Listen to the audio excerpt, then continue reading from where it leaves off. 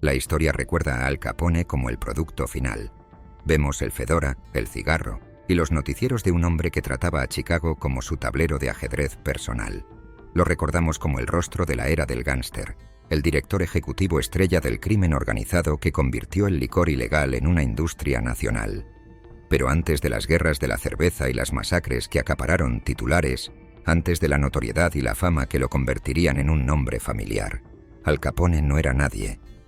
Era solo otro matón de Brooklyn, un joven de ojos penetrantes atrapado en los engranajes de una sangrienta y agotadora batalla por el control de los muelles y la vasta fortuna que fluía a través de ellos.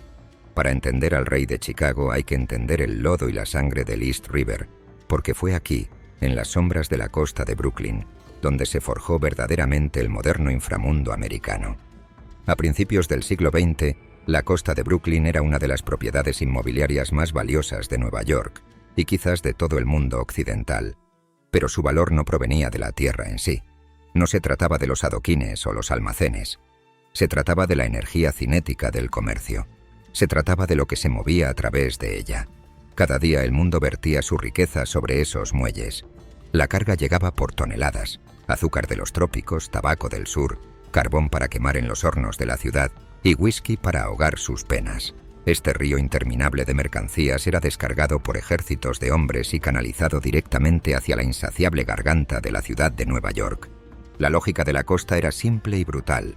Quien controlaba los muelles no solo controlaba el comercio, tenía las llaves del metabolismo de la ciudad.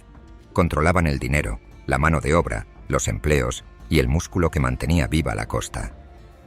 Era un cuello de botella, y durante un tiempo, ese poder perteneció enteramente a la mafia irlandesa. Específicamente, perteneció a la banda White Hand, un grupo callejero irlandés ferozmente territorial y bebedor que mantenía un estrangulamiento sobre la costa de Brooklyn que nadie se atrevía a desafiar. Su territorio era vasto e industrial. Desde los rincones oscuros de Vinegar Hill hasta la dura extensión de Red Hook, desde la cuenca del Erie hasta los muelles 1 al 9, la mano blanca lo controlaba todo. No eran solo una banda, eran el gobierno no oficial de los muelles. Dirigían los salones de contratación donde hombres desesperados suplicaban por un día de trabajo. Controlaban los sindicatos de estibadores, convirtiendo la mano de obra en un arma. Cobraban impuestos a cada caja que entraba o salía del East River, aplicando un arancel al comercio que iba directo a sus bolsillos. No le rendían cuentas a nadie y no tenían intención de empezar a hacerlo. En la cima de esta jerarquía violenta se sentaba Denny Meehan. Meehan no era un don extravagante. Gobernaba con una crueldad silenciosa pero absoluta. Él era el guardián. Si querías mover carga a través de los muelles, pasabas por Denny, y si te cruzabas con él no durabas mucho, porque salirse de la línea significaba responder ante sus principales sicarios, hombres que trataban la violencia como un oficio de cuello azul. Primero estaba Wild Bill Lovett, un ametrallador condecorado de la Primera Guerra Mundial convertido en leyenda callejera alcohólica. Lovett fue responsable de más asesinatos en los muelles que el resto de la banda junta.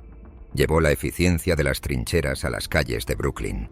Luego estaba el infame Peg Leg Lonergan, un matón callejero de una sola pierna que había liquidado a tiros a 3 rivales a la edad de 13 años. Estos no eran solo criminales, eran pesadillas urbanas. A principios del siglo XX, eran los hombres más temidos de Brooklyn. Juntos, mantenían firmemente la costa bajo control irlandés. Pero el poder nunca es estático. Lejos de los muelles, en los bulliciosos barrios italianos de Brooklyn al sur de la costa, otra banda estaba ganando fuerza. Eran conocidos como la banda Black Hand, liderados por un asesino astuto y sádico llamado Frankie Yale. Yale era tan implacable como Denny Meehan, pero representaba algo nuevo: la organización. A su lado estaba el aterrador Willie Dos Cuchillos Altieri, un hombre que regularmente salía a cazar irlandeses y se ganó su apodo por su pasatiempo favorito de acuchillar a los irlandeses. Y el siguiente en la línea era ese joven sicario callejero, Al Capone. Estaban vigilando a los irlandeses, vieron el caos, la bebida, la desorganización y querían los muelles. Para entender la ferocidad de la banda White Hand y por qué lucharon tan duro para aferrarse a este territorio, hay que entender de dónde venían. Esto no era solo una empresa criminal, era la desesperada estrategia de supervivencia de un pueblo llevado al límite.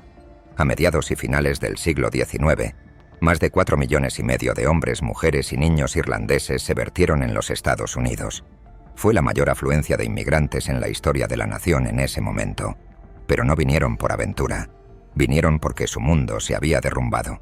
Entre 1845 y 1852, Irlanda fue devastada por lo que llamaron Angor Tamor, la Gran Hambruna.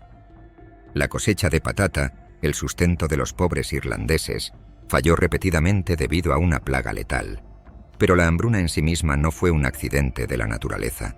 Fue producto de la negligencia colonial británica, la crueldad económica y el desdén político.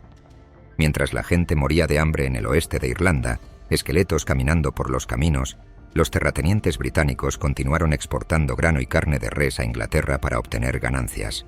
1 millón de irlandeses murió de hambre y enfermedades. Otro millón huyó, desesperado por escapar del olor a cosechas podridas y muerte. Escaparon a bordo de lo que llegó a conocerse como barcos ataúd. Eran embarcaciones superpobladas e insalubres, repletas de inmigrantes hambrientos, trampas flotantes de pestilencia donde el tifus era rampante. Los que sobrevivieron a la travesía atlántica y aterrizaron en Nueva York encontraron poco consuelo esperándolos. Llegaron destrozados, pobres y traumatizados. Demasiado pobres para viajar al oeste a las granjas abiertas, la mayoría de los inmigrantes irlandeses se hacinaron en los barrios bajos de Manhattan. Se apiñaron en ruinosos edificios de apartamentos en el notorio distrito de Five Points y Hell's Kitchen.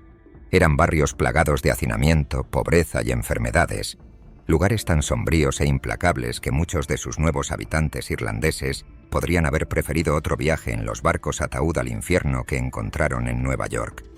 Eran refugiados en una ciudad que no los quería. Pero en 1883 finalmente hubo un atisbo de esperanza. La finalización del puente de Brooklyn abrió un nuevo camino a través del East River, una arteria de acero que unía las calles superpobladas de Manhattan con la amplia expansión industrial de Brooklyn. Para muchas familias irlandesas fue una ruta de escape. Fue una oportunidad para un alquiler más barato, más espacio y un trabajo mejor pagado en los astilleros, fábricas y almacenes que bordeaban la costa de Brooklyn.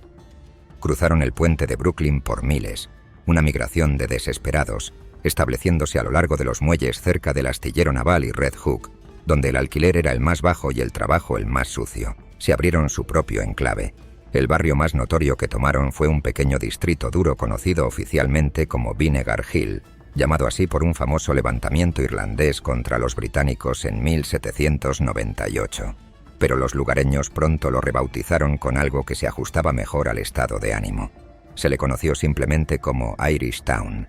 Y aunque pudo haber ofrecido cierto alivio de la sofocante densidad de Manhattan, Irish Town no fue una gran mejora con respecto a Five Points.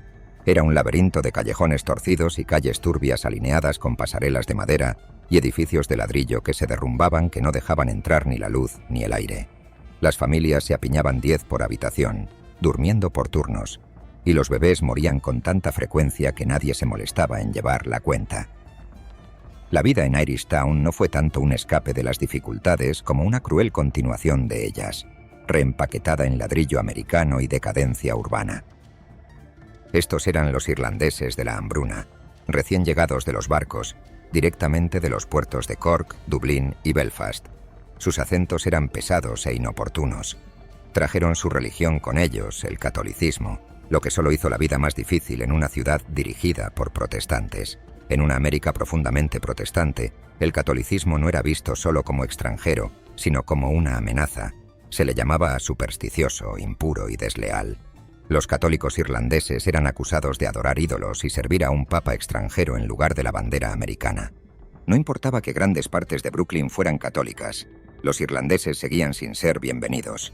Se enfrentaban a carteles en tiendas y ventanas de bares que decían «No negros, no irlandeses, no perros». Pocos empleadores estaban dispuestos a contratarlos, y sus anuncios de vacantes decían sin rodeos «No se necesitan irlandeses». Las escuelas castigaban a sus hijos por usar palabras irlandesas o hablar con acento. Mientras que a los protestantes irlandeses a veces les iba un poco mejor, para los católicos irlandeses era una guerra abierta. Les habían vendido un sueño de que América era una tierra de oportunidad, un lugar para escapar de la pobreza y la crueldad británica. Pero en muchos sentidos América era incluso peor que lo que habían dejado atrás. Irish Town se convirtió en el Five Points de Brooklyn. un distrito tan dominado por los inmigrantes irlandeses que los forasteros lo llamaban anárquico.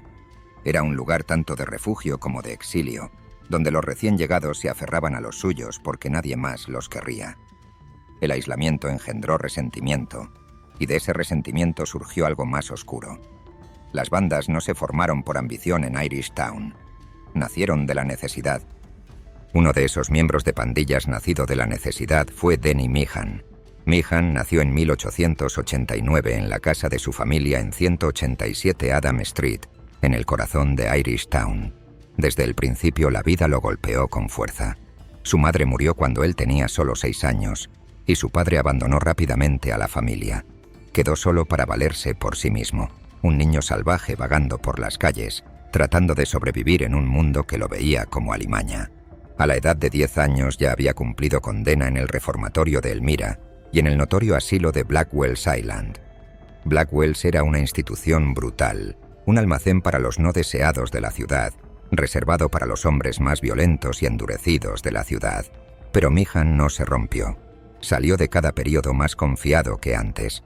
Regularmente se jactaba de que nunca volvería a ver el interior de un reformatorio estatal, y tenía razón. Para el momento de su liberación, Denny Meehan era uno de los mejores ladrones de Nueva York. Era un líder natural. Tomó el mando de la banda Red Onion de Warren Street, una cuadrilla de matones irlandeses que controlaba la mayor parte del norte de Brooklyn. El nombre Red Onion, cebolla roja, provenía de su método de atraco característico, una estafa tan simple como efectiva. Se especializaron en robar a pequeños comerciantes, generalmente fingiendo ser clientes. Entraban en una tienda de comestibles o un puesto de carritos y pedían cebollas rojas. Luego, mientras el tendero se daba la vuelta para agarrar el producto, sacaban un revólver, robaban la caja registradora y desaparecían en el laberinto de calles. Meehan no tenía paciencia para los cobardes y ningún miedo a las consecuencias. Para 1913, a la edad de 24 años, había liquidado al menos a 7 hombres. 4 de esas víctimas eran sus propios aliados, antiguos miembros de la banda Red Onion que habían desafiado su autoridad o no habían logrado mantener a la cuadrilla en línea. Las peleas y los asesinatos entre ellos eran comunes en las cuadrillas irlandesas unidas y bebedoras del norte de Brooklyn. Y Meehan, un hombre que regularmente se bebía una botella de whisky antes de las 9 de la mañana, no tenía problemas para eliminar las amenazas internas. Era temido, respetado y absolutamente implacable. Bajo su liderazgo, la banda Red Onion se convirtió en más que solo una cuadrilla de rateros. Eran una operación seria, dominando los muelles, almacenes y esquinas de una ciudad que todavía se tambaleaba por la guerra, la pobreza y la inmigración.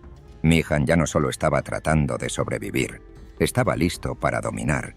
Estaba construyendo la fundación de lo que se convertiría en la banda White Hand, los reyes indiscutibles de los muelles. Pero no lo estaba haciendo solo.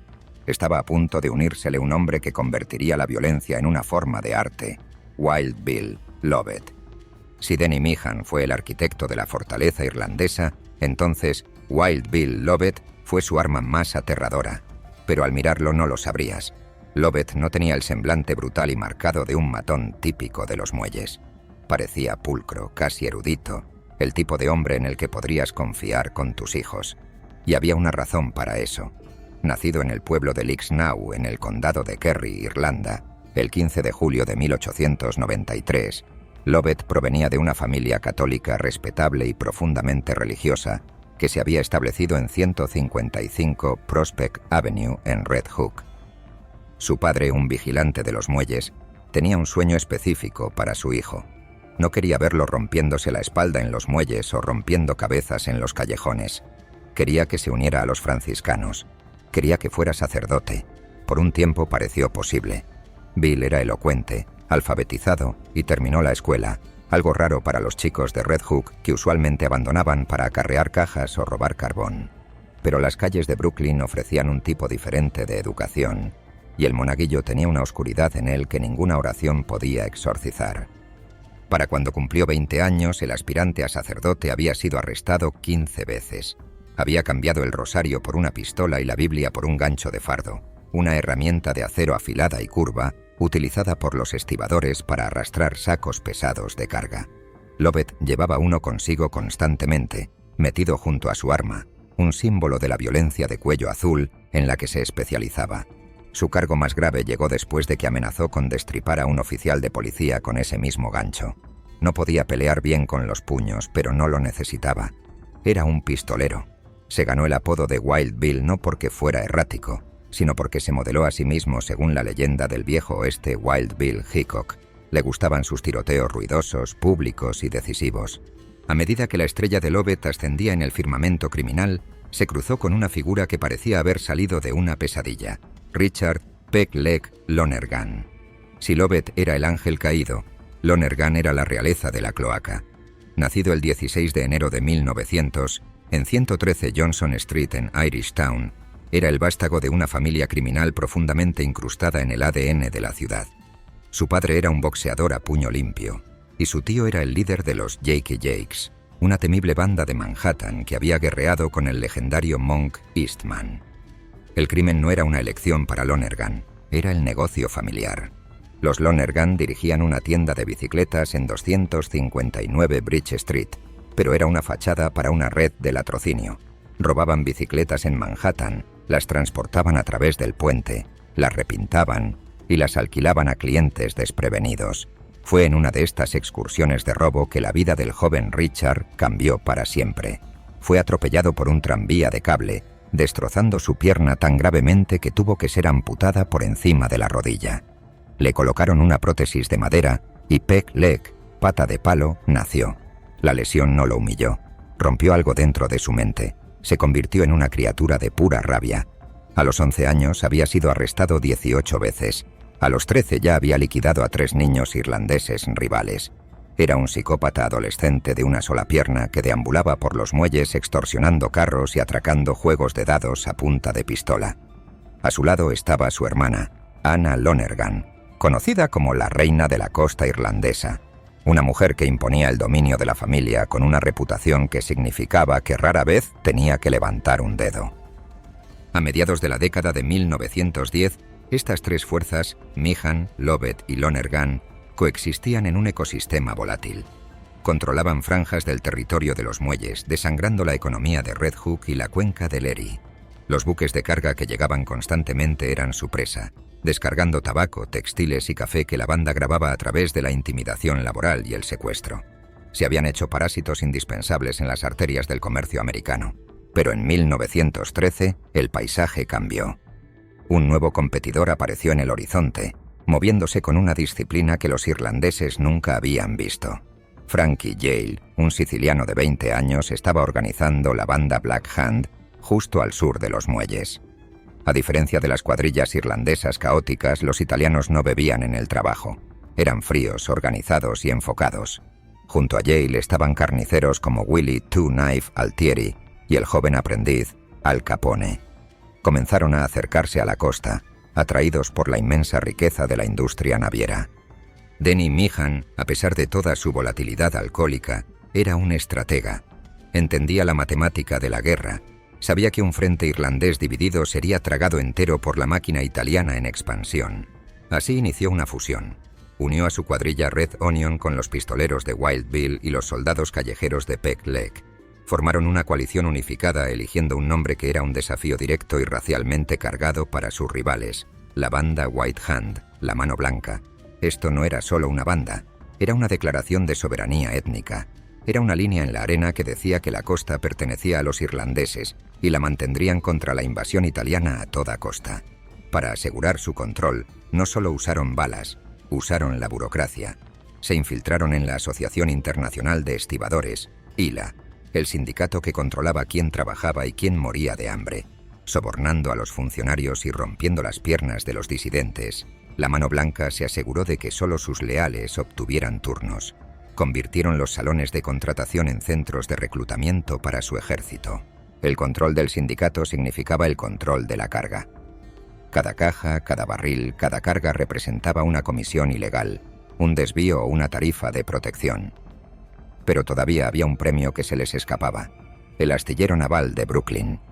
Esta era propiedad federal, bajo la jurisdicción del gobierno de los Estados Unidos, no del corrupto Departamento de Policía de Nueva York, NYPD. Era una nuez más dura de roer. Interponiéndose en su camino estaba Christy Marroni. un jefe de muelle tranquilo y efectivo que dirigía un rentable bastión en el borde oriental del astillero y se negaba a doblegarse ante Meehan. En el mundo de la mano blanca la negativa era un delito capital. En la mañana del 13 de marzo de 1913, a las 5 de la mañana, las calles todavía estaban oscuras y la niebla era espesa sobre el East River. Wild Bill Lovett, acompañado por un sicario irónicamente llamado Cute Connelly, entró en el salón de Jacob en la esquina de las calles Sands y Adam. No le pidieron a Marroni que reconsiderara. No le ofrecieron un trato. Lovett simplemente levantó su pistola y liquidó a Marroni a tiros. Fue un asesinato corporativo a sangre fría diseñado para facilitar una adquisición hostil. Y funcionó. Después de esa mañana el astillero naval perteneció a la mano blanca. Meehan se instaló como el jefe absoluto de toda la costa. El nuevo sistema era absoluto. Establecieron una sede en 25 Bridge Street, un edificio conocido como el Dock Workers Club, Club de Trabajadores del Muelle. Se convirtió en la sala del trono de la mafia irlandesa. Cada lunes por la mañana, los capitanes de la industria, dueños de fábricas, gerentes de almacenes y jefes de estibadores estaban obligados a pasar por esas puertas y entregar su tributo semanal. Cada trabajador tenía que reportarse personalmente a Denny Meehan debajo del puente de Brooklyn cada mañana para ser contado, asegurando que la banda supiera exactamente cuánto extorsionar a los jefes. La ubicación era estratégica, posicionada perfectamente entre el astillero naval y el Muelle 1, el corazón de su reino. Incluso los camioneros que entraban a los patios de carga eran obligados a pagar por servicios de carga proporcionados por el músculo de la mano blanca. La negativa significaba una paliza que los dejaría comiendo con una pajita. Todos se alinearon. No había supervisión, no había ley, solo el silencio del vecindario. A finales de la década de 1910, la banda White Hand había logrado el dominio total. Tenían a la policía en la nómina, al sindicato en el bolsillo y la economía de la costa en un estrangulamiento. Eran los reyes de los muelles, pero todo imperio siembra las semillas de su propia destrucción. Mientras contaban su dinero y bebían su whisky, el mundo estaba cambiando. En 1917, el ejército de los Estados Unidos llamó a Wild Bill Lovett, y mientras su soldado más peligroso se fue a luchar en las trincheras de Francia, Denny Meehan se quedó atrás, dejando que el whisky y la paranoia pudrieran la fundación del reino que habían construido. Mientras Denny Meehan estaba ocupado convirtiendo los muelles de Brooklyn en un reino feudal, el mundo exterior ardía. En 1917, la Gran Guerra finalmente cruzó el Atlántico y arrastró a los Estados Unidos a las trincheras de Europa. Para la banda White Hand, el reclutamiento debería haber sido una sentencia de muerte para su liderazgo, pero el destino, o tal vez el humor sombrío de las calles, intervino. Denny Meehan, el jefe indiscutible, fue descalificado para el servicio debido a un caso crónico de clamidia. Peg Leg Lonergan, el principito de la banda, estaba exento por la obvia razón de que el ejército de los EEUU tenía poco uso para un infante de una sola pierna. Eso dejó a Wild Bill Lovett, el hombre que era el arma más peligrosa que tenían los irlandeses, el único hombre que no podían permitirse perder, fue el único que el tío Sam quería. Lovett fue reclutado, pero fiel a su naturaleza no buscó una salida, no fingió una enfermedad ni movió hilos. Fue a la guerra con la misma ambición imprudente que trajo a una pelea callejera. Fue asignado a la compañía C del 13º Batallón de Ametralladoras de la 77ª División de Infantería. En la jerarquía militar, esto era conocido como el Escuadrón Suicida. Lovett no solo sobrevivió a la masacre, prosperó en ella. Quería acción, y el Frente Occidental se la dio. Su momento definitorio llegó durante la ofensiva de Meuse-Argonne, una de las trituradoras más sangrientas de todo el conflicto. Bajo una implacable andanada de fuego de ametralladora alemana, Lovett se arrastró por el lodo de la tierra de nadie. No buscaba gloria, estaba recuperando a los suyos. Arrastró a 2 camaradas heridos de regreso a la seguridad de la trinchera, un acto de coraje puro que le valió la cruz por servicio distinguido. Cuando Wild Bill regresó a Brooklyn, era diferente. Llevaba metralla en la cadera que le daba un cojeo permanente y un pulmón lleno de gas mostaza que lo dejaba con un jadeo inquietante. Se prendió la medalla al pecho, no por patriotismo, sino por orgullo. Era una señal. Ya no era solo un gángster, era un héroe de guerra. Era un sicario certificado que había caminado por el infierno y regresado respirando. Volvió a Red Hook como un general regresando a sus tropas, esperando una bienvenida de héroe. pero lo que encontró fue un reino pudriéndose por dentro. Mientras Lovett había estado luchando contra el Kaiser, Denny Meehan había estado luchando contra su propia sombra. El jefe de la Mano Blanca había caído en una espiral de alcoholismo y paranoia. El poder absoluto de los muelles había hecho que Meehan sospechara de todos, especialmente de los leales a su sicario ausente. En los 4 años que Lovett estuvo fuera, Meehan había limpiado la casa. Al menos 10 hombres habían sido liquidados por sus órdenes, lugartenientes como Mickey Gilligan y John Malone, hombres que habían ayudado a Lovett a ascender, ahora estaban muertos y enterrados. Meehan veía la lealtad a Lovett como traición a sí mismo. Cuando Wild Bill regresó al Dog Workers Club, Meehan lo recibió con una sonrisa y brazos abiertos, pero fue una actuación. Meehan ya había decidido que el héroe de guerra era una amenaza. Lovett sonrió de vuelta, pero detrás de los ojos ya estaba contando las balas en su cargador. Vio las sillas vacías donde solían sentarse sus amigos. Vio los temblores en las manos de Meehan.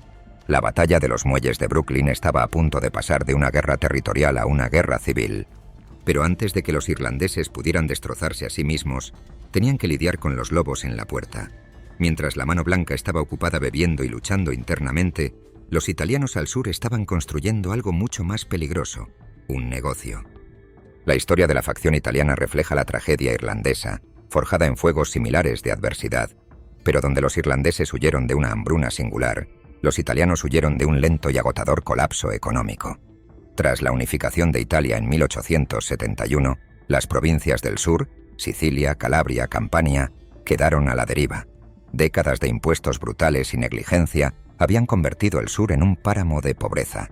Luego vinieron los desastres, brotes de malaria, la erupción del monte Vesubio en 1906 y el catastrófico terremoto de Messina en 1908. Irse no era una opción, era una evacuación. Entre 1880 y 1914, más de 4 millones de italianos llegaron a los Estados Unidos.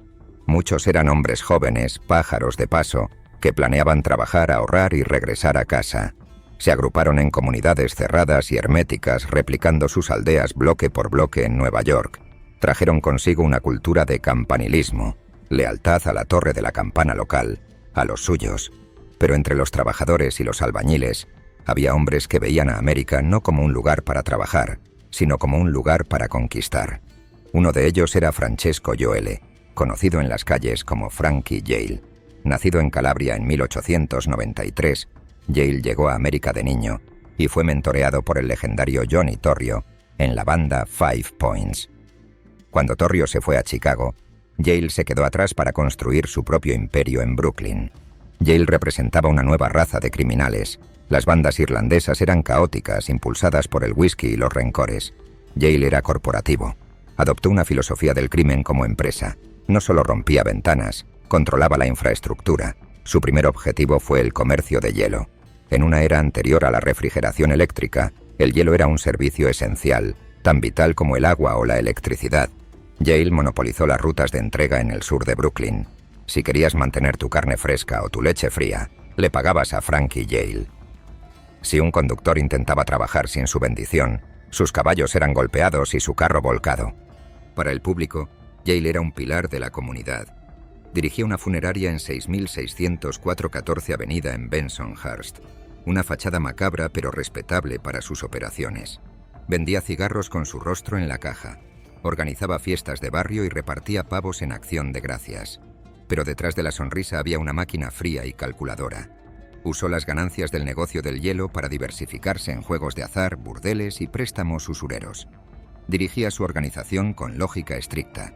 La lealtad era moneda, y el territorio no era negociable. Yale se rodeó de hombres que compartían su visión de dominio total. Su herramienta más temida era Willie Two Knife Altieri. Un napolitano de cabello rubio y ojos azules, Altieri era un psicópata con el alma de una diva. Se ganó su apodo porque siempre llevaba 2 cuchillos atados a su cintura, herramientas que prefería a las armas por su intimidad y silencio. Era un hombre de aterradoras contradicciones. A pesar de su reputación de carnicería, los informes policiales señalaron que sus manos eran notablemente suaves, como las de una mujer.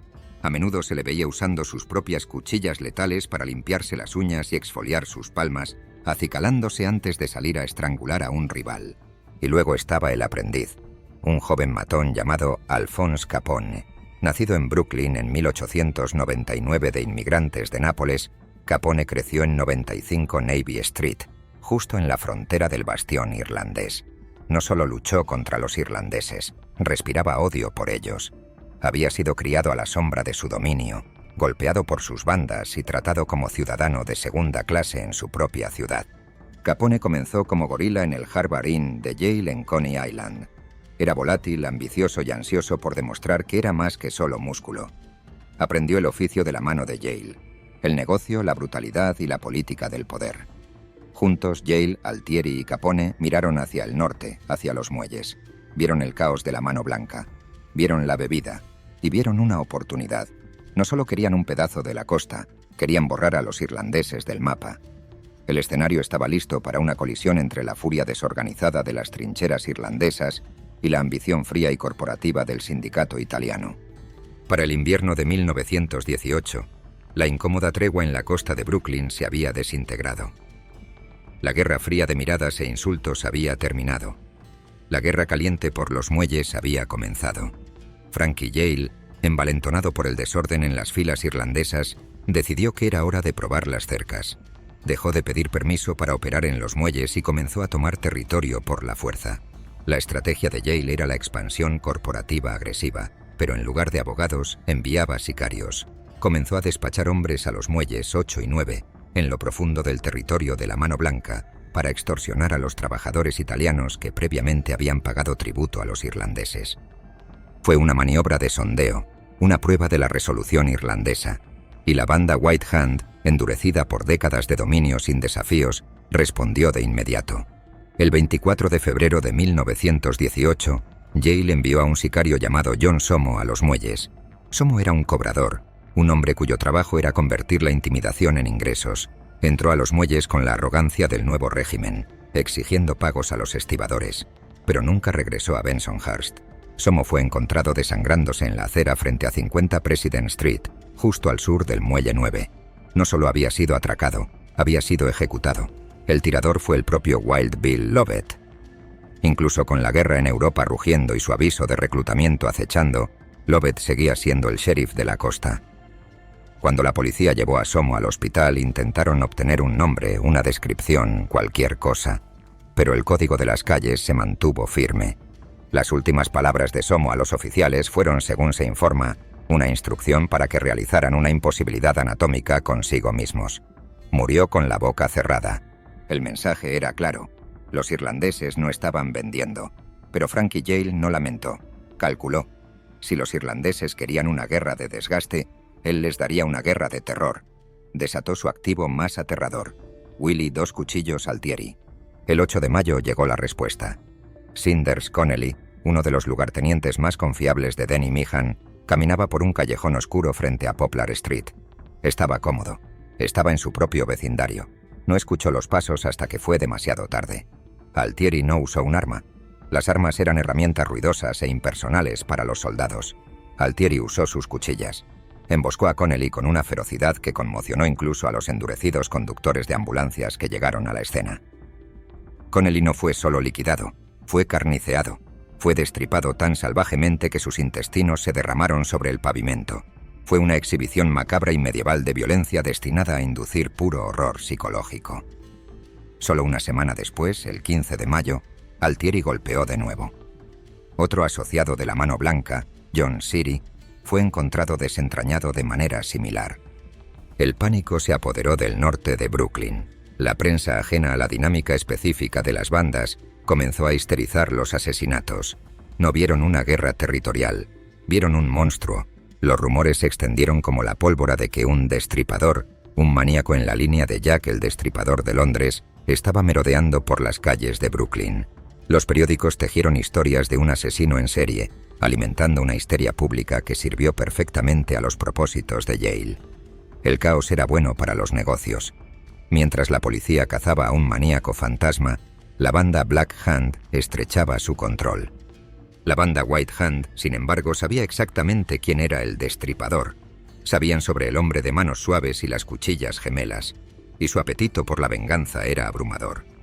Para julio de 1918, Peg Leg, Lonergan y Wild Bill Lovett habían recibido un soplo. Se enteraron de que todos los martes el escurridizo Two Knife Altieri iba a cortarse el pelo y afeitarse en una pequeña barbería en Ocean Avenue, en Sheepshead Bay. Estaba lejos del territorio irlandés, un santuario donde Altieri se sentía lo suficientemente seguro como para cerrar los ojos y dejar que un extraño le pusiera una navaja en la garganta. Lovett y Lonergan se prepararon. Salieron de las sombras familiares del astillero naval y se dirigieron a las calles bañadas por el sol de Sheepshead Bay. Estacionaron, entraron a la barbería y vieron a un hombre en la silla, con la cara cubierta por una toalla caliente. No pidieron identificación, no dudaron. Levantaron sus pistolas y dispararon, poniendo 2 balas en el cráneo del hombre. Pero la inteligencia en el inframundo es a menudo tan defectuosa como fatal. Cuando se retiró la toalla no era Altieri. La víctima era Tommaso Gibaldi, un trabajador siciliano de 44 años sin vínculos con la mafia. Era solo un hombre afeitándose. Dejó atrás una esposa y 4 hijos. Uno de esos niños era su hijo de 16 años, Vincenzo Gibaldi. Los irlandeses se marcharon, molestos por un viaje desperdiciado. No se dieron cuenta de que acababan de crear un monstruo. El joven Vincenzo nunca olvidaría el día en que los gánsteres irlandeses liquidaron a su padre. Tomaría esa rabia, la refinaría y la convertiría en un arma. Años después, se reinventaría en Chicago como Machine Gun Jack McGurn. Se convertiría en el sicario favorito de Al Capone, un hombre que trataba la metralleta Thompson como un pincel. La bala que ejecutó a un padre inocente en una barbería de Brooklyn eventualmente rebotaría a través de la historia, culminando en la masacre del día de San Valentín. Mientras el pánico del destripador disminuía, otra leyenda se estaba escribiendo con sangre a solo unas pocas millas de distancia. En el invierno de 1918, Al Capone todavía era solo un gorila, un joven fornido trabajando en la puerta del Harvard Inn de Frankie Yale en Coney Island. Tenía 19 años, era arrogante y estaba ansioso por probarse a sí mismo. Pero su momento definitorio no vendría de un golpe, vendría de un error. El 8 de diciembre, un matón de poca monta llamado Frank Gallucio llegó al club con su hermana, Lena. Capone, aburrido y buscando problemas, se fijó en ella. La miró con lascivia. Sonrió con suficiencia. La incomodó lo suficiente como para que ella le susurrara a su hermano que interviniera.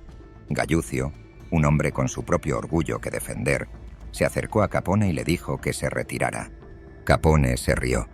Se inclinó, lo suficientemente fuerte para que la mesa escuchara y dijo: «Cariño, tienes un buen trasero y lo digo como un cumplido».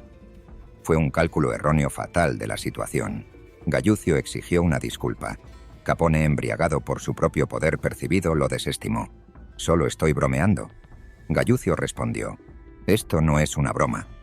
Cuando Capone se abalanzó, Gallucio no lanzó un puñetazo. Agarró un cuchillo de carne de la mesa y lo blandió. Apuntó a la yugular, pero falló. La hoja atrapó a Capone en la mejilla izquierda. Abrió una línea dentada desde su oreja hasta su mandíbula, cortando a través de músculo y nervios. Capone se derrumbó. La sangre se derramaba sobre el suelo de aserrín. Fue llevado de urgencia al hospital de Coney Island, donde se necesitaron 30 puntos para cerrar la herida. A raíz del incidente, la maquinaria del inframundo se puso en marcha. Esto era una vergüenza. Lucky Luciano, actuando como emisario de Joe DeVos Masseria, medió en la disputa. El fallo fue simple. Gallucio había actuado para defender el honor de su hermana. Capone estaba equivocado. El joven matón se vio obligado a tragarse su orgullo y disculparse con el hombre que lo había marcado de por vida. Llevaría esas cicatrices para siempre.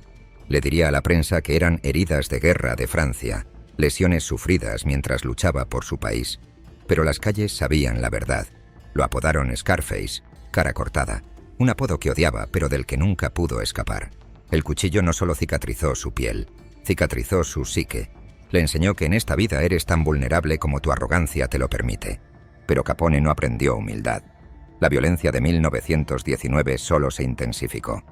Capone, Altieri y Yale continuaron presionando contra las líneas irlandesas.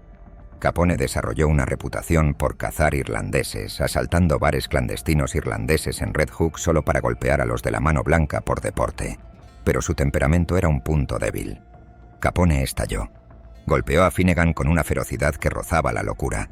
No solo ganó la pelea, casi borra el rostro de Finnegan. Finnegan pasó un mes en el hospital, apenas aferrándose a la vida. La brutalidad del asalto cruzó una línea. Wild Bill Lovett, de vuelta de la guerra y reafirmando su dominio, dio la orden.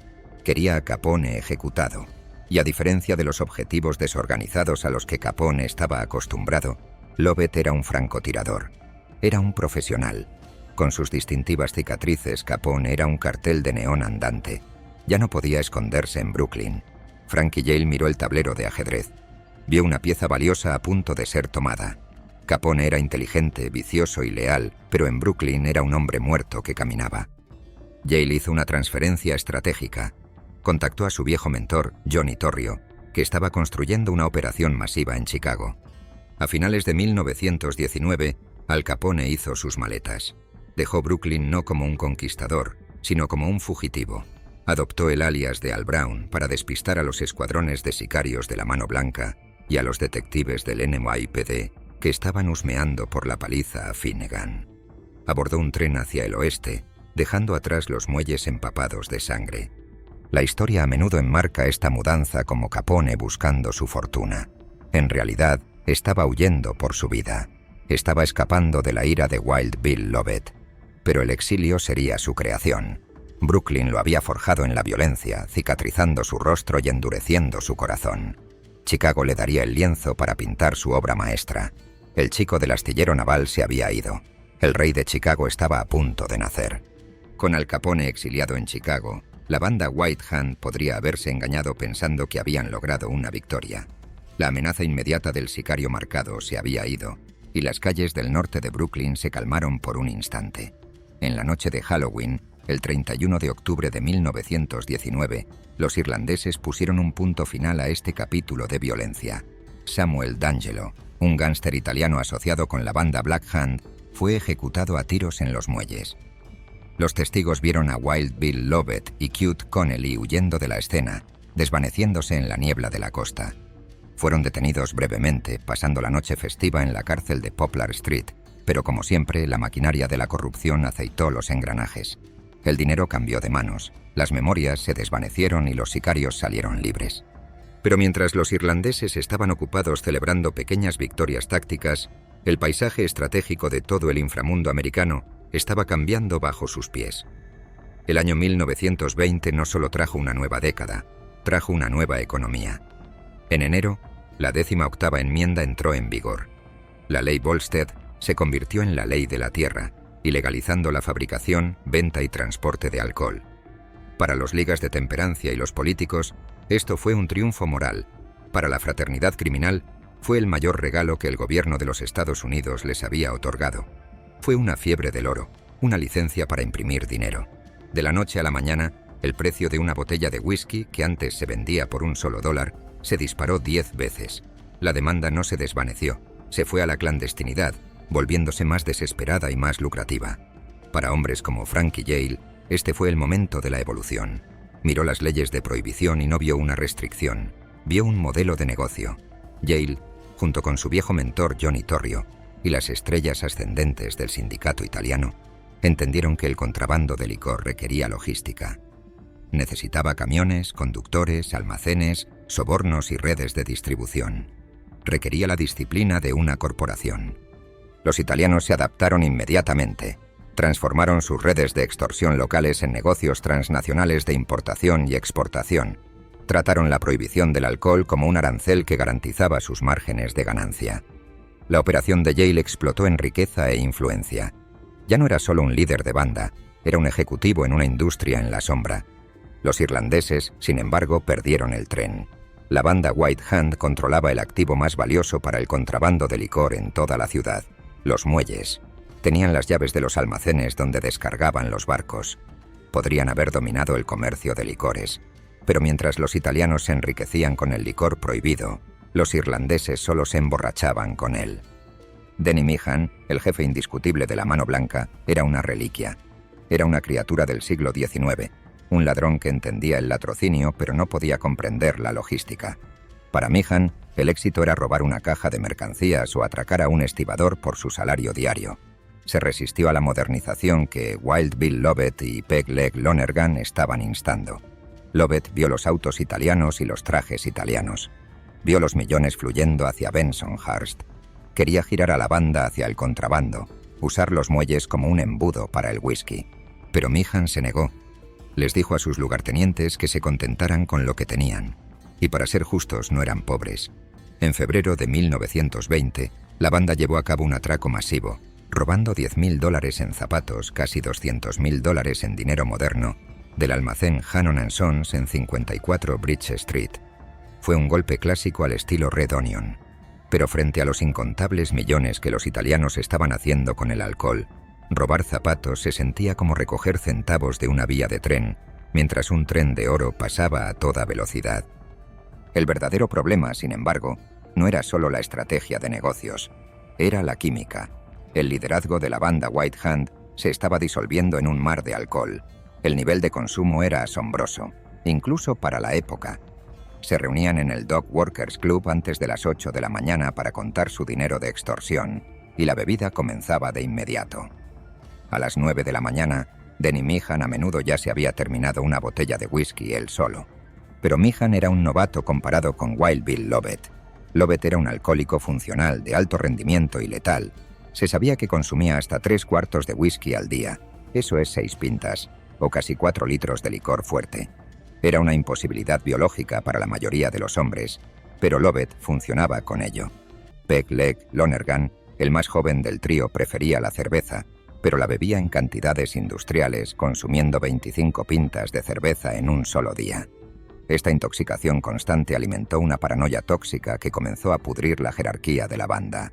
Denny Meehan, nadando en whisky y miedo, comenzó a ver a Wild Bill Lovett no como su mano derecha, sino como su ejecutor.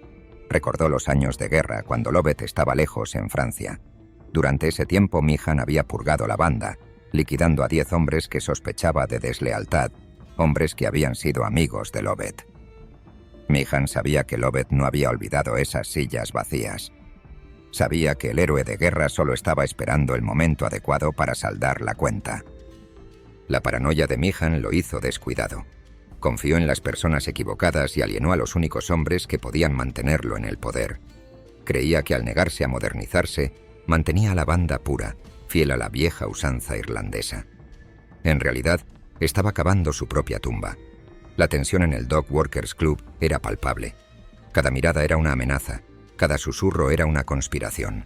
La ruptura llegó el 31 de marzo de 1920. Era un miércoles por la tarde, pero para el liderazgo de la Mano Blanca, el tiempo se medía en botellas, no en horas. Denny Meehan estaba durmiendo la mona en su dormitorio, en 432 Warren Street, un modesto apartamento encima de una charcutería del vecindario. Estaba borracho, indefenso y ajeno. Alrededor de las 3 de la tarde, 2 hombres subieron las escaleras. Eran Wild Bill Lovett y Peg Leg Lonergan. No estaban allí para una visita social. En la puerta fueron recibidos por el hijo pequeño de Meehan. El niño, reconociendo a los amigos de su padre, intentó detenerlos. «No entren ahí», les dijo. «Mi mamá y mi papá están durmiendo». Wild Bill, el hombre que había arrastrado a soldados heridos por el lodo del Argonne, miró al niño. Le dio una suave palmada en la cabeza al niño. «Solo vamos a echar un vistazo», dijo. Fue un momento de disonancia escalofriante. Un gesto tierno de un hombre que estaba a segundos de cometer un parricidio. Lovett empujó al niño a un lado. Ni siquiera entró en la habitación. Se subió a una silla en el pasillo mirando a través del tragaluz sobre la puerta del dormitorio. Dentro, Denny Meehan yacía inconsciente junto a su esposa, Sadie. Lovett levantó su revólver. No dudó. Disparó 5 veces a través del cristal. Una bala alcanzó a Denny Meehan en la cabeza, liquidando al rey de los muelles al instante a la edad de 31. Otra bala hirió a Sadie en el hombro, pero le perdonó la vida. Los gritos de la esposa y el niño llenaron el pasillo, pero los sicarios ya se estaban moviendo. Desaparecieron escaleras abajo y regresaron al laberinto de Irish Town. A la mañana siguiente, la atmósfera en el Dock Workers Club estaba eléctrica con rumores. Los estibadores y soldados de la Mano Blanca se reunieron, esperando órdenes, esperando ver quién emergería del caos. Sabían que Meehan estaba muerto. Susurraban sobre quién lo había hecho. Muchos de ellos, leales al viejo jefe, señalaron a Lovett de inmediato. Entonces la puerta se abrió. Wild Bill. Lovett entró. Estaba flanqueado por Peg Leg Lonergan. Lovett pesaba apenas 110 libras, un fantasma fibroso de un hombre con un cojeo y un jadeo, pero su presencia absorbió el oxígeno de la habitación. Los enormes estibadores se abrieron como el mar rojo. Lovett caminó directamente a la cabecera de la mesa, a la silla vacía de Denny Meehan. Se sentó. Miró los rostros de los hombres que habían jurado lealtad al hombre que acababa de asesinar. «De ahora en adelante yo soy el jefe aquí», anunció. Su voz era tranquila, plana y definitiva. «Seré detenido en la estación de policía por un día o dos, pero cuando regrese seré el jefe». Fue una adquisición corporativa a punta de pistola. Antes de que la policía llegara incluso para arrestarlo, para interrogarlo, Lovett ya había asignado nuevos lugartenientes y emitido órdenes para mantener los negocios de extorsión en marcha. Sadie Meehan le dijo a la policía exactamente quién había liquidado a su esposo. El niño pequeño les dijo que vio a Wild Bill en la puerta. Pero en Brooklyn, la verdad era flexible. La policía desestimó el testimonio del niño como poco fiable. No había pruebas físicas. El código de silencio se mantuvo. Wild Bill. Lovett salió de la estación de policía como un hombre libre y el amo indiscutible de la costa. Pero no solo había heredado una banda, había heredado una guerra civil. Meehan tenía leales, hombres como Gary Barry que creían que el trono les pertenecía. La sangre en el suelo del dormitorio en Warren Street era solo el comienzo. La mano blanca estaba a punto de devorarse a sí misma. Wild Bill Lovett no ascendió al trono, lo tomó por asalto. Con la sangre de Denny Meehan todavía húmeda en el suelo del apartamento en Warren Street, Lovett no perdió el tiempo con inauguraciones. Gobernó a través del miedo, y su reclamo de poder fue sellado en la única moneda que respetaba la costa: la violencia. El nuevo régimen fue inmediato y absoluto. Bajo Meehan, el impuesto a los estibadores había sido un agravio. Bajo Lovett, se convirtió en un estrangulamiento. Cuando el salario diario de un estibador era de $6, Lovett exigía 2. Cuando los salarios cayeron a $4, él seguía tomando 1. No había negociación en la sala de juntas de Lovett. Si un dueño de fábrica o un jefe de estibadores se retrasaba con su tributo bajo la antigua administración, podría haber recibido una paliza. Bajo el reinado de Lovett, un pago tardío era un boleto garantizado al hospital. Una segunda infracción significaba una bala en la cabeza. No se necesitaba un libro de reglas. El nuevo CEO de los muelles gobernó con una vara que resplandecía, y la costa cayó en un silencio aterrado. Pero un reino construido sobre el miedo es estructuralmente inestable. Con Denny Meehan fuera, la banda White Hand perdió más que solo un líder. Perdieron su unidad. La banda comenzó a fracturarse a lo largo de las líneas de falla de viejas lealtades. Mientras los italianos al sur estaban construyendo un imperio corporativo financiado por los ríos de efectivo de la prohibición, los irlandeses se estaban desintegrando. No tenían nada que los uniera más que rencores, lealtades tribales antiguas y un océano de whisky. El resultado no fue un negocio, sino un desmoronamiento lento y público. A medida que los italianos estrechaban su control estratégico sobre el futuro de Brooklyn, los irlandeses apuntaron sus armas unos contra otros. Las pistolas siempre estaban al alcance de la mano, y el licor fluía más pesado que nunca. La muerte de Meehan no había puesto fin a la violencia, había quitado el corcho de la botella. La primera grieta importante en la fundación apareció 6 meses después, el 21 de septiembre de 1920. Dan Gillan, un sicario de 28 años y conocido leal de Meehan, estaba sentado en la sala delantera del Robert Saloon en la esquina de las calles Jay y Front. Wild Bill. Lovett estaba allí observándolo. Lovett sabía dónde estaba el corazón de Gillan, con el jefe muerto, no con el nuevo. Estaba buscando una excusa, una razón para liquidar una responsabilidad. El detonante fue absurdo, un testimonio de la locura errática que se había apoderado de la banda. Gillan, borracho e imprudente, recogió un gato callejero por la cola y comenzó a balancearlo por el bar.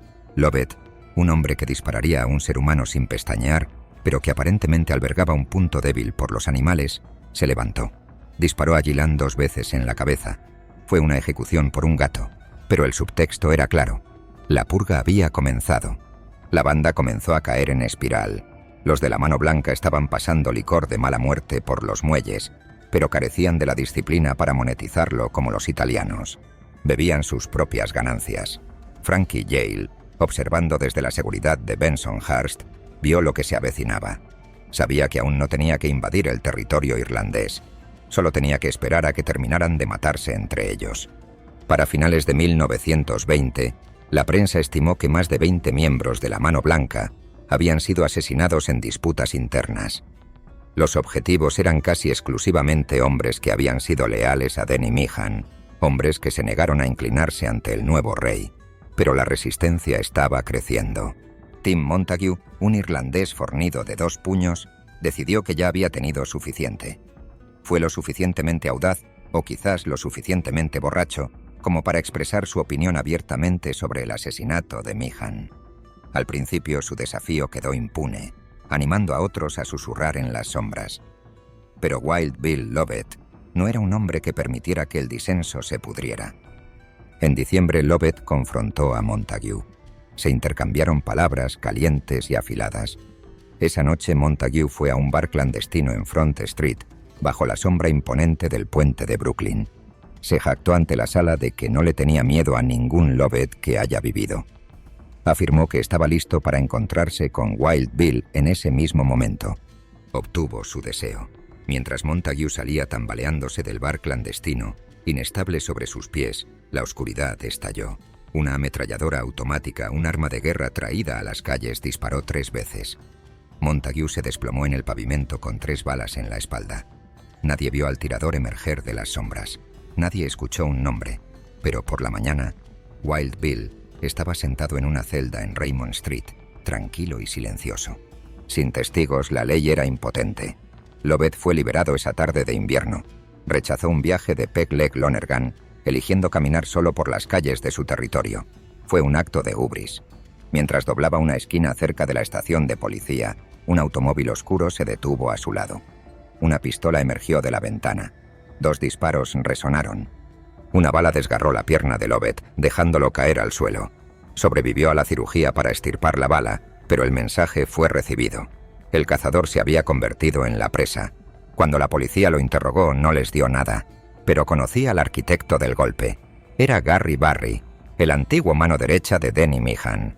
Barry se veía a sí mismo como el heredero legítimo del trono de la Mano Blanca. Vio a Lovett como un usurpador, un alcohólico fibroso y errático no apto para liderar. Barry había reunido a los remanentes de la facción Meehan, hombres como el vengativo Tim Montague, que ya había pagado el precio. Ahora, sintiendo sangre en el agua y viendo a Lovett herido, Barry decidió terminar el trabajo. En la noche del 21 de enero de 1921, apenas 4 semanas después de la primera emboscada, un patrullero caminando por su ruta notó una puerta abriéndose en una choza en 289 Front Street. Dentro el aire olía a cerveza rancia y sangre fresca. Enterrado entre cajas de licor casero yacía Wild Bill Lovett. Estaba inmóvil. Le habían disparado 3 veces en el pecho. Era una escena de ironía poética. El rey de los contrabandistas irlandeses dejado a pudrirse entre el mismo producto que estaba destruyendo su imperio. Pero la muerte, por segunda vez en un mes, se negó a tomarlo. Milagrosamente, ninguna de las balas había perforado su corazón. Estaba inconsciente, pero el ametrallador seguía respirando. Cuando la policía finalmente interrogó al hombre que se negó a morir, Lovett se apegó al código. «Es dar y recibir en este juego», murmuró a través del dolor. «Cuando me toca lo aguanto y no digo nada». Gary Barry pensó que había decapitado al liderazgo. Pensó que la guerra había terminado. Estaba equivocado. Simplemente había fallado. Y mientras Wild Bill Lovett yacía en el hospital, recuperándose por pura fuerza de obstinación, no estaba pensando en el retiro. Estaba planeando el año más asesino de su vida. La guerra civil estaba a punto de convertirse en una masacre. Los doctores que se pararon sobre la cama del hospital de Wild Bill Lovett no atribuyeron su supervivencia a la medicina moderna o la intervención divina. Juraron que fue pura y maligna obstinación lo que mantuvo su corazón latiendo. El hombre había recibido 3 balas en el pecho, había sido dejado a desangrarse en una choza helada y, sin embargo, se negaba a morir. Durante su recuperación, Lovett fue un fantasma. Apenas hablaba, mirando el techo, meditando en un silencio que aterrorizaba a sus visitantes más que su rabia. Estaba armando una lista en silencio. Cuando los detectives vinieron de nuevo con cuadernos en mano, esperando una confesión en el lecho de muerte, Lovett no les dio nada. Admitió que le habían disparado cerca de la esquina de Front y Gold Streets, pero más allá de eso, El muro de silencio permaneció impenetrable. Sabía exactamente quién había apretado el gatillo. Era James Martin, un antiguo miembro de la Mano Blanca que había desertado a la facción rebelde de Gary Barry. Martin había visto a Lovett borracho, lo había seguido y disparado los tiros que deberían haber puesto fin a la guerra. Había arrastrado a Lovett a esa choza como un saco de basura y lo había dado por muerto. Fue un error profesional.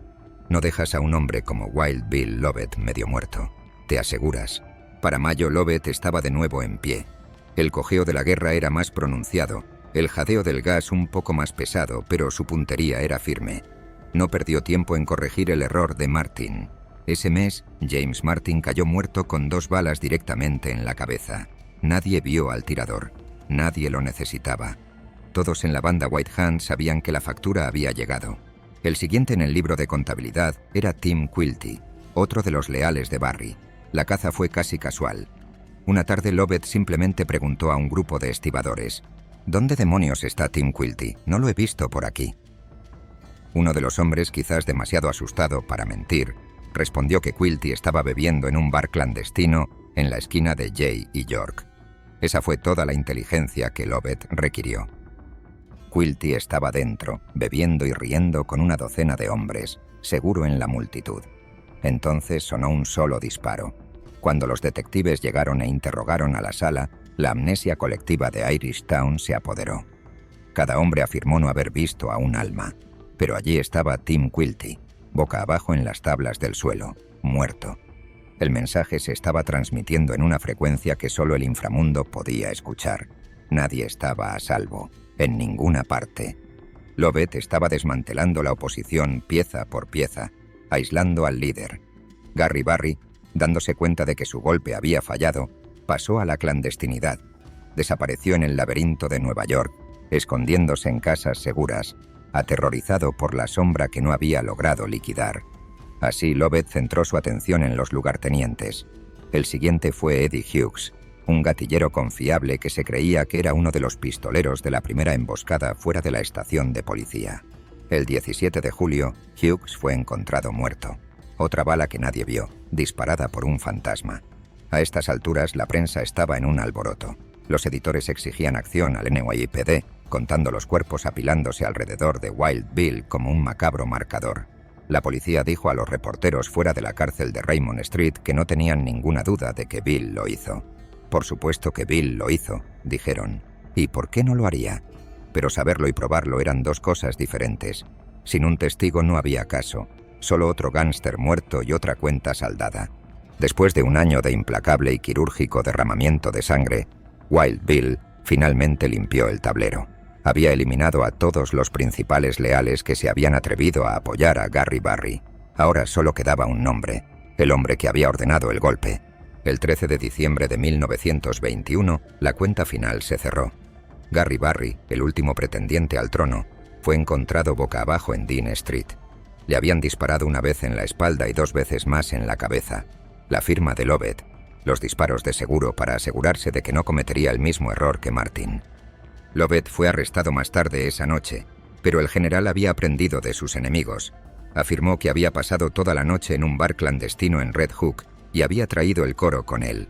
No menos de 20 estibadores, bebedores y clientes de bar juraron bajo juramento que habían visto a Wild Bill en el bar todo el tiempo. La coartada era una fortaleza. Mientras salía de la estación de policía, un hombre libre una vez más, los reporteros lo presionaron para que hiciera un comentario. Lovett los miró con una sonrisa burlona en su rostro. «Todos ustedes están equivocados», dijo. «Yo no liquidé a Gary, me hubiera gustado. Él fue el tipo que me disparó, pero no lo hice». Con Barry muerto y su facción enterrada, la guerra interna había terminado. No había más facciones rivales, no más desafíos susurrados. Wild Bill Lovett los había eliminado a todos, eficiente, brutal y públicamente. Gobernó lo que quedaba de la banda White Hand con control total. Durante el año siguiente mantuvo los muelles de Brooklyn con un puño de hierro, o como susurraban los hombres en los muelles, con una vara que resplandecía. El rey estaba de vuelta, y su trono estaba construido sobre una pila de cadáveres. Capítulo 8. El caballo de Troya. Mientras Wild Bill Lovett estaba ocupado cementando su dominio sobre las facciones irlandesas, una nueva variable entró en la ecuación, no con un estruendo, sino con un arrastre silencioso y amenazante. En 1922, un joven inmigrante italiano llamado Umberto Anastasio consiguió un trabajo como estibador en los muelles de Brooklyn. No hablaba una palabra de inglés, pero la banda White Hand no lo contrató por su conversación. Lo vieron como solo otro cuerpo para explotar, una mula para acarrear cajas. Lo asignaron a un estibador e inmediatamente aplicaron el impuesto irlandés, desviando $2 de su mísero salario semanal de $6. Pensaron que no era nadie. Pensaron que su pobre inglés lo hacía estúpido. Estaban equivocados. Acababan de invitar al futuro verdugo supremo de la mafia americana a su sala de estar. 3 meses después de comenzar el trabajo, Humberto comenzó a improvisar. Comenzó a desviar carga para sí mismo, embolsándose cigarros, trozos de carbón y botellas de whisky para vender en los bares clandestinos italianos de la cuadra. Era un pequeño robo, el tipo de latrocinio a pequeña escala que era estándar en la costa. Pero finalmente su jefe inmediato, otro italiano llamado George Torino, lo atrapó en el acto. Torino cometió un error fatal. Amenazó con entregar a Humberto a los de la mano blanca. Pensó que la amenaza de la violencia irlandesa mantendría al joven inmigrante en línea. Pero Humberto no temía a los irlandeses, temía a la pobreza. Al día siguiente no vino a trabajar para disculparse. Sacó un cuchillo y apuñaló a Torino hasta la muerte. Fue arrestado casi de inmediato. Cuando la policía lo arrastró, dio un nombre americanizado: Albert Anastasia. La evidencia era sólida. 4 compañeros estibadores habían presenciado el asesinato. La banda White Hand, ansiosa por ver arder a un intruso italiano, presionó por la pena máxima. Anastasia fue acusado de asesinato en primer grado y enviado a Sing Sing para esperar la silla eléctrica. Debería haber sido el final de una vida corta y violenta. En cambio, fue una educación. Dentro del vientre de concreto de Sing Sing, Anastasia fue colocado en el corredor de la muerte, donde quedó bajo el ala de un recluso mayor llamado Sammy the Chief de Cavalcante, a menudo mal identificado en la tradición, pero referido aquí como una figura mentora conectada con el sindicato en ascenso. The Chief vio algo en los ojos del joven sicario, una total falta de remordimiento. Vio un arma esperando ser apuntada. De Stefano contactó a la potencia ascendente en Manhattan, Lucky Luciano, y avaló al chico. Le dijo a Luciano que Anastasia era de sangre fría, audaz y exactamente el tipo de soldado que el nuevo mundo requería. Luciano accedió a intervenir. Durante el año siguiente el arreglo se aplicó con aterradora precisión. Los 4 estibadores que habían presenciado el asesinato de George Torino comenzaron a desaparecer. Uno por uno aparecieron muertos o simplemente se desvanecieron en la niebla del East River. El caso de la fiscalía no solo se debilitó, se evaporó. Para el verano de 1923, sin testigos vivos para señalar con el dedo, los cargos fueron retirados. Albert Anastasia salió de prisión como un hombre libre. El sistema legal había intentado liquidarlo. La mafia lo había salvado. Ahora estaba en deuda con el sindicato, un soldado leal listo para librar la guerra contra los mismos hombres que habían grabado sus salarios. Mientras los italianos jugaban ajedrez 4D con el sistema de justicia, los irlandeses seguían representando una telenovela de violencia doméstica. En abril de 1923, la familia Lonergan, la realeza de la costa irlandesa, implosionó. Durante una acalorada discusión en la tienda de bicicletas de la familia, John Lonergan, el patriarca, golpeó a su esposa, Mary. Fue una disputa doméstica que se volvió letal en segundos. Anna Lonergan, la hermana de Peg Leg y la indiscutible reina de la costa irlandesa, no gritó. Sacó un arma y ejecutó a su padre a tiros. Cuando llegó la policía, arrestaron a Mary, asumiendo que la madre había liquidado al padre. Pero la maquinaria de la mano blanca se puso en marcha. Con su nómina extendiéndose profundamente en las comisarías, Mary fue liberada en silencio. Anna nunca enfrentó un día en la corte. La ley en Irishtown era lo que la banda decía que era. Fue en la celebración de la liberación de Mary que la historia tomó un giro extraño, casi romántico. En medio de la bebida y el alivio, Wild Bill Lovett se dirigió a Anna Lonergan. Miró a la mujer que acababa de liquidar a su padre y vio un espíritu afín. «Estoy harto de todo este negocio ahora», le dijo. «He terminado con esto, casémonos». Anna chilló de alegría. Toda la fiesta borracha, una docena de personas, se amontonó en taxis y aceleró hacia la oficina de licencias de matrimonio. Aunque había cerrado por el día, una mezcla de encanto irlandés y violencia implícita convenció al secretario de reabrir. Se casaron en el acto. Cuando los reporteros se encontraron con los recién casados, Lovett ofreció una cita que sonó como un discurso de retiro. Si hay más asesinatos en las próximas 2 semanas, no son míos, sonrió. Estoy de luna de miel en Long Beach, y por un momento lo dijo en serio. Anna tomó su dinero manchado de sangre y compró una pequeña cabaña tranquila en Little Ferry, Nueva Jersey. Tenía persianas verdes y un porche. Era el sueño americano comprado con pagos de extorsión. El hombre más peligroso de Brooklyn estaba fuera de las calles, jugando a la casita en los suburbios. Pero la naturaleza aborrece el vacío. Con Lovett ausente, Peg Leg Lonergan asumió como jefe temporal. Peg Leg era un sicario, pero no era un líder. En los 3 meses que Wild Bill estuvo fuera, la disciplina de la banda colapsó. Los italianos, liderados por el recién liberado Albert Anastasia y el astuto Frankie Yale, vieron la apertura. No solo asaltaron las puertas, compraron las llaves. Se metieron a la fuerza en los muelles 6 al 9, apoderándose del control de casi la mitad de la costa. Usaron sobornos en lugar de balas para voltear a los funcionarios del sindicato. Trataron a los líderes de la Asociación Internacional de Estibadores con respeto, a diferencia de los irlandeses, que los gobernaban con desprecio. En su cabaña en Nueva Jersey, Wild Bill Lovett se inquietó. Escuchó los susurros de la ciudad. Escuchó que el imperio por el que había liquidado estaba siendo vendido pieza por pieza a los italianos. La vida tranquila era una jaula. Las persianas verdes y el porche no podían silenciar la llamada de los muelles. La luna de miel había terminado. En la tranquila soledad de Little Ferry, Nueva Jersey, Wild Bill Lovett se estaba sofocando. Las persianas verdes, el porche delantero, la tranquilidad doméstica, todo era un disfraz que no le quedaba. Durante unos meses interpretó el papel del caballero retirado, pero su mente todavía estaba en 25 Bridge Street. Los informes que le llegaban eran sombríos. Peg Leg Lonergan estaba perdiendo el control. La disciplina que Lovett había inculcado con el cañón de un arma se estaba disolviendo en un mar de alcohol. Y peor, los italianos se estaban mudando. No era solo negocio, era un borrado.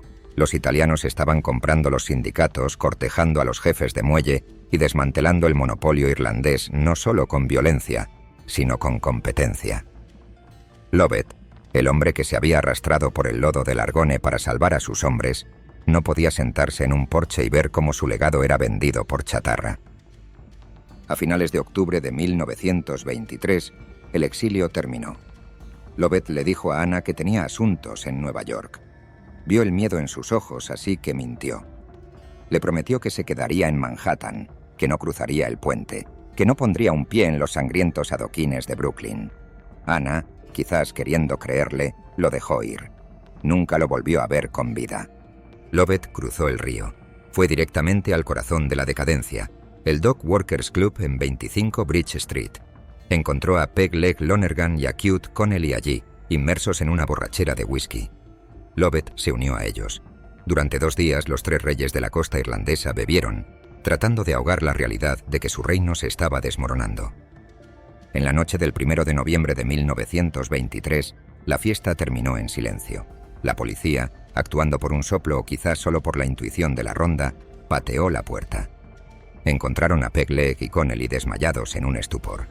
Y en la trastienda encontraron al jefe. Wild Bill Lovett, el ametrallador que había desafiado al ejército alemán y al inframundo de Brooklyn, finalmente estaba muerto. Pero no fue una muerte limpia. Fue un mensaje. La parte posterior de su cabeza había sido destrozada con una pesada barra de hierro, probablemente una herramienta de carga encontrada en las instalaciones. La fuerza fue tan inmensa que había incrustado fragmentos de hueso en su cerebro. La muerte habría sido instantánea. Pero sus sicarios no estaban satisfechos con la muerte. Querían profanación. Después de que su cráneo fue aplastado, le dispararon 3 veces en la cabeza. Fue un exceso. Fue personal. Cuando fueron despertados por los detectives, Lonergan y Connelly interpretaron el papel de los borrachos afligidos y confundidos. Afirmaron que se habían desmayado y que dejaron a Bill durmiendo la mona. Juraron que no escucharon nada. La policía miró al jefe muerto y a los 2 lugartenientes en coma y con un encogimiento de hombros de indiferencia burocrática aceptó la historia. No hubo arrestos, pero la calle sabía. Lovett no había sido liquidado por sus amigos, había sido liquidado por su reemplazo. La teoría predominante era que Willie Two Knife Altieri lo había rastreado. Los italianos ahora tenían ojos por todas partes. Sabían que Lovett estaba de vuelta en el momento en que cruzó el puente. Probablemente esperaron a que se desmayara, se deslizaron en el club y borraron al único hombre capaz de reagrupar la resistencia irlandesa. El funeral de Wild Bill Lovett fue un estudio de disonancia. Fue enterrado en el Cementerio Nacional de Cypress Hills, no como un gángster, sino como un héroe. Un batallón de sus viejos camaradas del 13º Batallón de Ametralladoras, Compañía C, se puso firme. Dispararon una salva. Un trompetista tocó taps. La bandera fue doblada. Por un momento la sangre de los muelles fue lavada por la gloria de las trincheras, pero a medida que se desvanecía la última nota de la corneta, la realidad se impuso. El soldado se había ido, el general estaba muerto, y el ejército que dejó atrás estaba dirigido por un hombre de una sola pierna que estaba demasiado borracho para mantenerse en pie. Peg Leg Lonergan asumió el liderazgo permanente de la banda White Hand, pero no estaba heredando un imperio, estaba heredando una ruina. Los italianos controlaban la mitad de los muelles.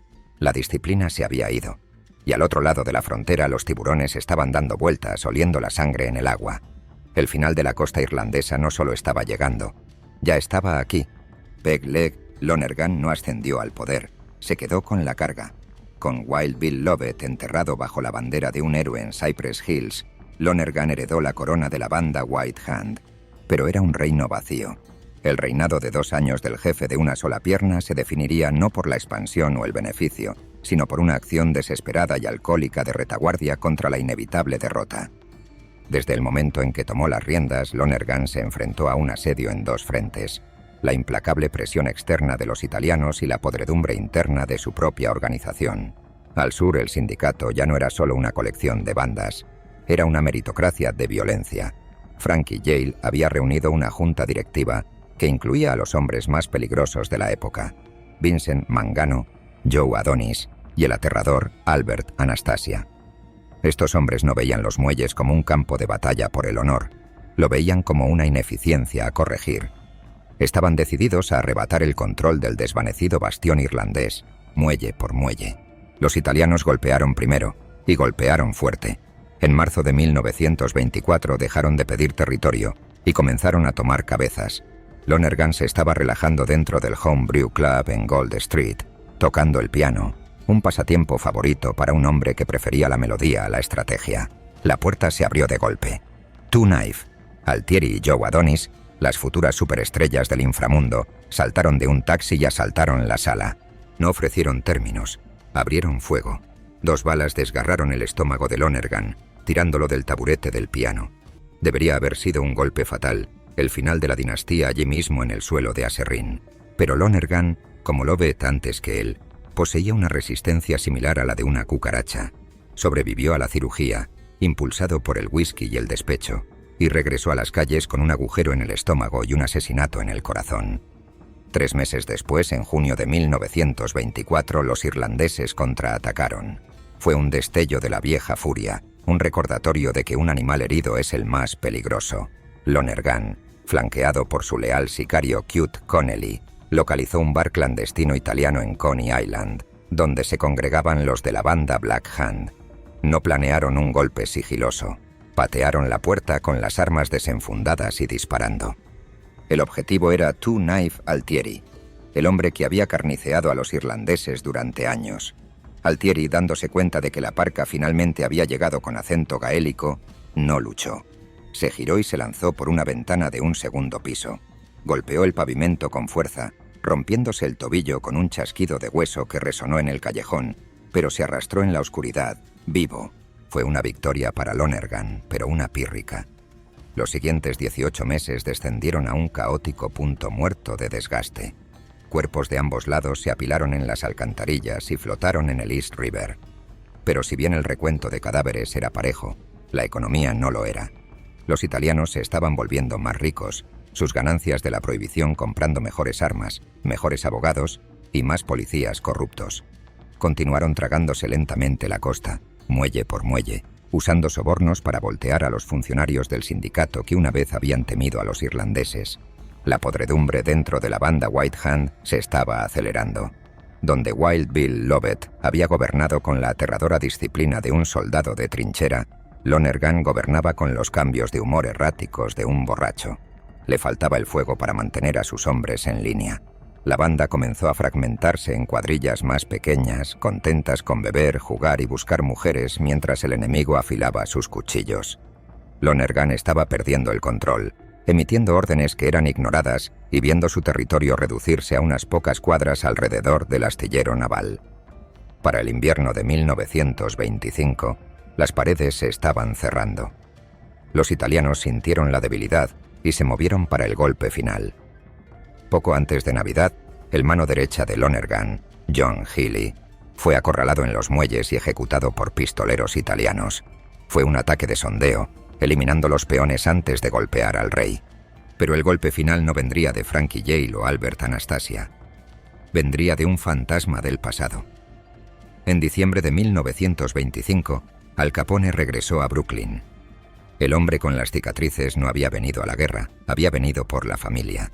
Su hijo pequeño, Sonny, padecía una grave infección mastoidea y necesitaba una operación delicada. Capone, ahora un príncipe rico de Chicago, solo confiaba en los médicos de su ciudad natal. Se quedó tranquilamente en la casa de su madre, cuidando a su hijo a través de una cirugía exitosa que, sin embargo, dejó al niño parcialmente sordo. Pero un hombre como Capone no puede permanecer en las sombras para siempre. El tirón de las calles era demasiado fuerte. Comenzó a deambular de regreso a sus viejos lugares, los rincones familiares del sur de Brooklyn donde se había ganado sus galones. Finalmente encontró su camino hacia el Adonis Social Club en 152 20 Street. Era un bar clandestino pintado de negro y amarillo, un lugar donde el inframundo italiano se reunía para beber y llevar a cabo negocios.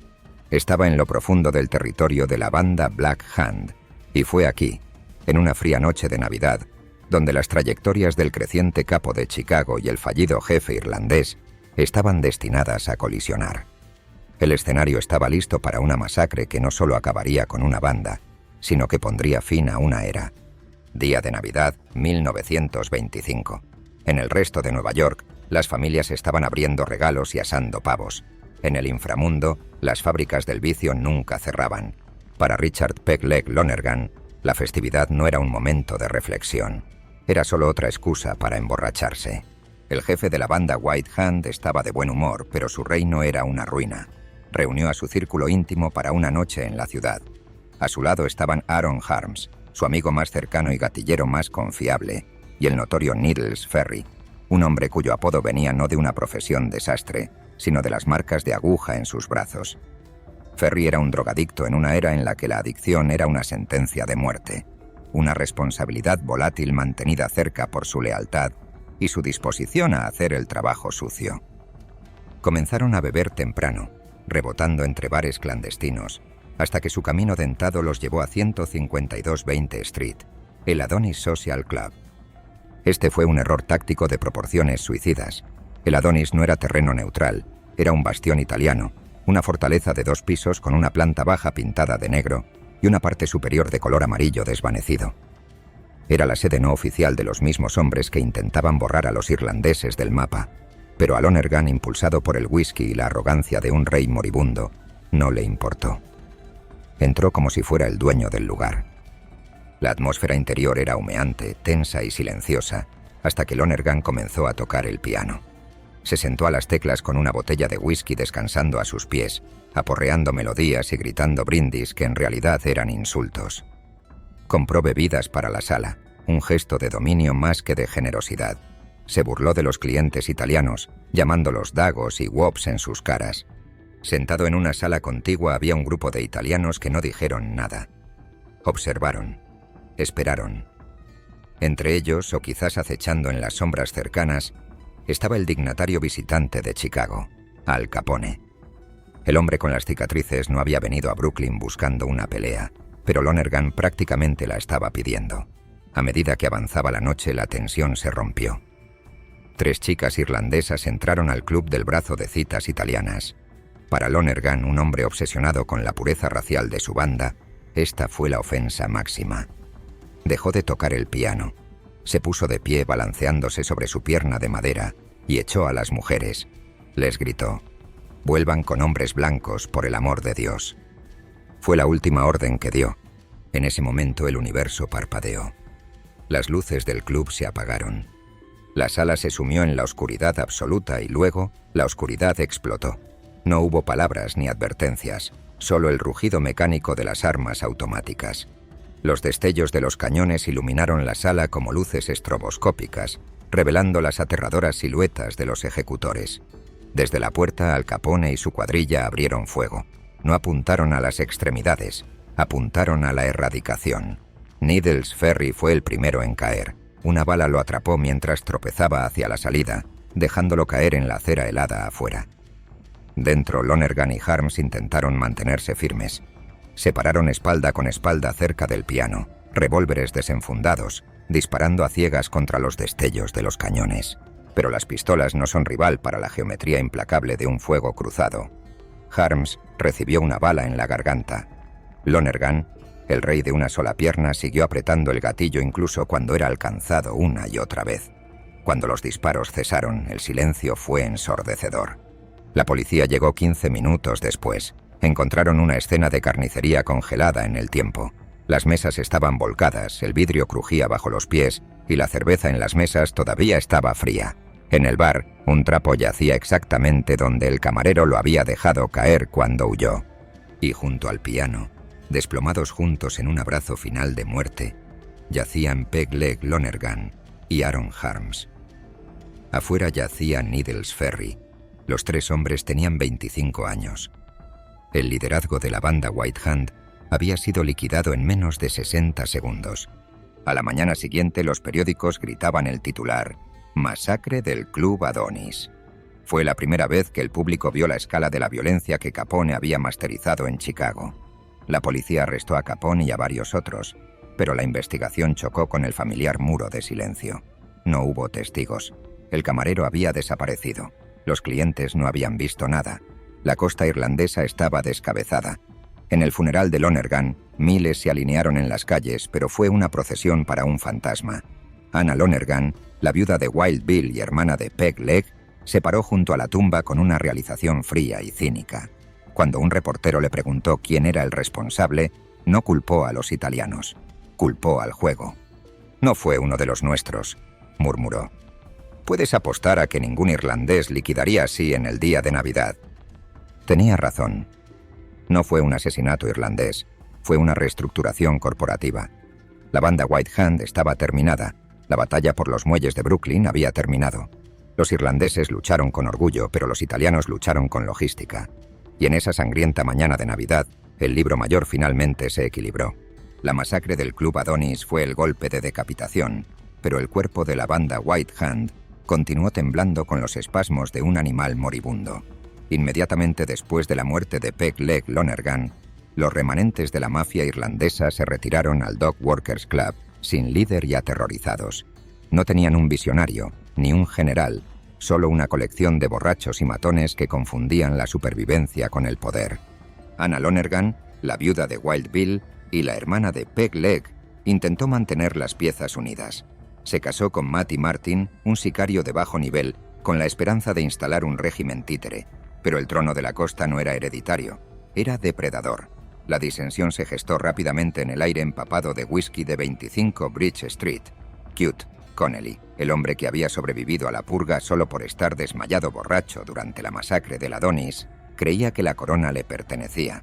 Lo que siguió fue una escena que encapsuló perfectamente la tragedia de la mafia irlandesa.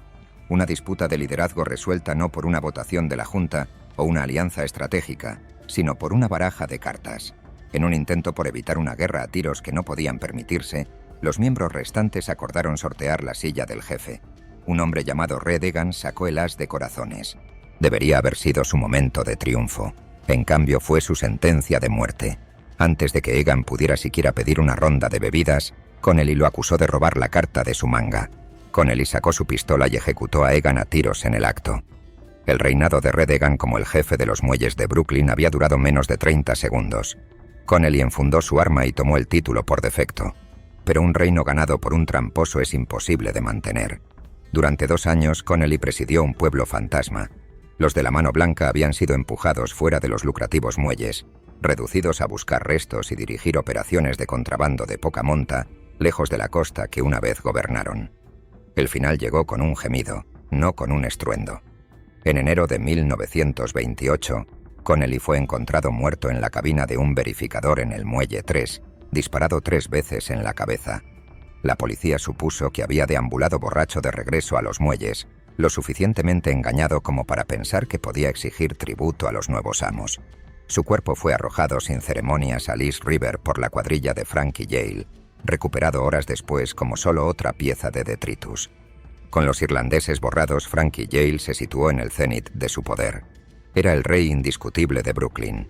Era un multimillonario muchas veces más, una figura nacional en el crimen organizado que controlaba el puerto, los sindicatos y el flujo de whisky canadiense. Pero la ubris es el riesgo laboral de los reyes. Yale comenzó a creer que era intocable, incluso por su antiguo protegido en Chicago. Yale era el principal proveedor de Al Capone, canalizando envíos masivos de whisky desde los muelles de Brooklyn a las sedientas calles de Chicago. Pero la codicia es un agente corrosivo. Yale comenzó a secuestrar los camiones de Capone antes de que salieran de Nueva York, alegando que habían sido perdidos a manos de bandas rivales. Capone, sospechoso, envió a un espía, James D.I. D'Amato, a Brooklyn. D'Amato confirmó la traición, pero fue descubierto y asesinado por su problema. La respuesta de Capone fue un salto tecnológico en el negocio del asesinato. No envió un mensaje, envió una máquina. El domingo por la tarde, 1 de julio de 1928, Yale estaba bebiendo en su Sunrise Club cuando recibió una llamada telefónica que indicaba que había una emergencia con su esposa e hijo. Corrió a su automóvil, un Lincoln Coupé de color café. Había pagado una fortuna para que fuera blindado, plateando las puertas con acero, pero en un descuido fatal, las ventanas eran de vidrio estándar. Mientras Yale aceleraba por New Utrecht Avenue, un sedán Buick negro se detuvo a su lado. Los hombres de dentro no usaron revólveres. Nivelaron una metralleta Thompson. El rugido fue ensordecedor. Una rociada de balas calibre 45 destrozó el vidrio sin blindaje, desgarrando el cerebro de Yale. Su automóvil se desvió de la carretera y se estrelló contra el escalón de una casa de piedra rojiza en 923 44 Street. Fue la primera vez que se utilizó una Tommy Gun en un asesinato de gángsteres en Nueva York. El caos de la pelea callejera irlandesa había sido reemplazado por la matanza industrializada del estilo Chicago. El CEO de los muelles estaba muerto.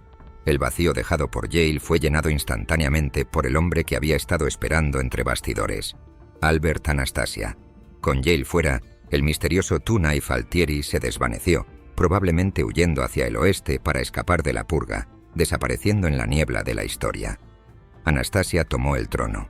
No solo gobernó los muelles, los integró en el Sindicato Nacional del Crimen. Bajo su vigilancia, la costa se convirtió en una máquina de ganancias dirigida con precisión militar. Hoy la costa de Brooklyn es un fantasma de lo que fue. Los muelles que una vez estuvieron empapados en la sangre de Denny Meehan, Wild Bill Lovett y Peg Leg Lonergan, ahora albergan panaderías artesanales, startups de tecnología y estudios de yoga. Los adoquines donde los hombres lucharon con ganchos de fardo y revólveres ahora son pisoteados por turistas y emprendedores. Pero si miras de cerca, las cicatrices permanecen. Las sombras de Vinegar Hill y los callejones de Red Hook todavía guardan la memoria de la guerra. Fue un conflicto librado no solo por dinero, sino por identidad. Fue la última resistencia de las bandas desorganizadas y tribales contra la eficiencia corporativa de la mafia moderna. Los irlandeses lucharon con orgullo, lealtad y miedo. Los italianos lucharon con logística. Y al final, la máquina siempre gana. Los muelles están tranquilos ahora. Los gritos han cesado, pero el agua todavía recuerda.